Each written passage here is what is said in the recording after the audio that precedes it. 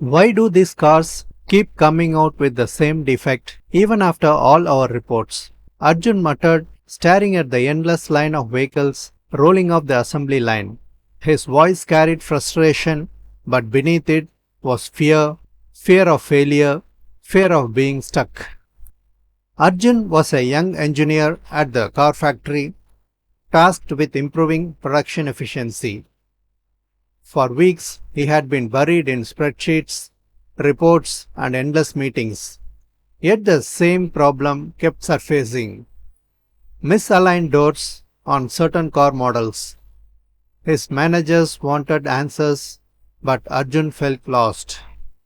That evening, Ananya, his co worker and mentor, found him sitting alone near the factory floor, his helmet resting on the table. You look like you are carrying the weight of the whole factory, she said gently. I don't get it, Arjun sighed. I have analyzed every report, every chart, still the defect keeps happening. I am unable to find the clue. The next day, Arjun buried himself deeper in data. He compared machine logs, checked supplier records, and even drafted a new workflow proposal. But the more he worked, the more disconnected he felt. His confidence eroded. What if I am wasting everyone's time? He whispered to himself. What if I am just guessing?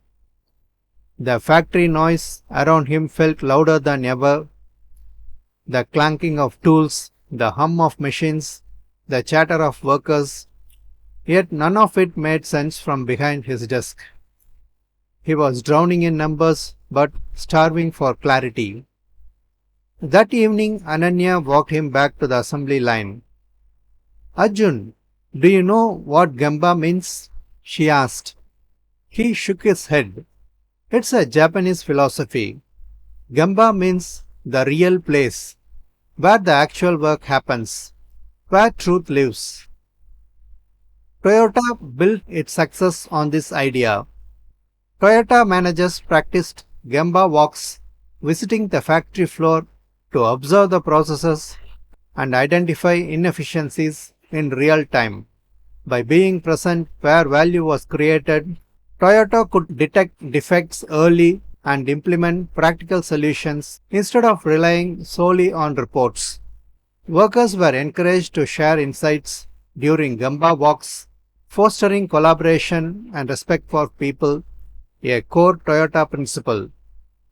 Arjun frowned. So you are saying I should stop analyzing the report and just observe?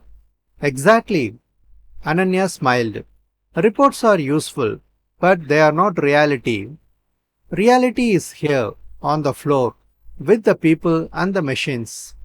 Go to the source, observe, listen, don't assume. The next morning, Arjun did something different. Instead of hiding behind his laptop, he stood beside the workers on the line. He watched carefully as the doors were fitted. He noticed one worker struggling with a tool that seemed slightly loose. Another worker adjusted the door hinge in a way not documented in the manual. When he asked, the workers explained, this hinge batch is slightly off. We have been compensating manually, but sometimes it slips. It was the truth. The problem was not in the reports, it was in the real place. 2 weeks later, Arjun presented a new solution, a redesigned hinge supply process and a tool adjustment protocol. The defect rate dropped dramatically. His managers were impressed, but more importantly, Arjun felt transformed. Meeting Ananya again by the factory floor, he said, I wasted weeks staring at numbers, but one day at Gamba taught me more than all those reports. Ananya nodded. That's the power of Gamba. Truth does not live in assumptions. It lives where the work happens. Arjun smiled, his eyes brighter. I get it now. Stop guessing. The story of Arjun reminds us when facing problems, don't hide behind data or assumptions. Go to the source, observe reality, Listen to people. That's Gamba, the Japanese philosophy that teaches us the courage to face truth directly. I'm going to give you a real world scenario. Choose your honest first reaction. Don't overthink it. You own a popular restaurant. Customer reviews are declining and complaints about slow service have doubled in the past month. Your online dashboard shows average wait times increase from 12 to 18 minutes. Sales are dropping. You need to fix this fast. What would you do? Option A. Implement new technology. Install a digital ordering system, upgrade your POS software, and send staff a detailed email with new efficiency protocols and performance metrics to follow. Option B.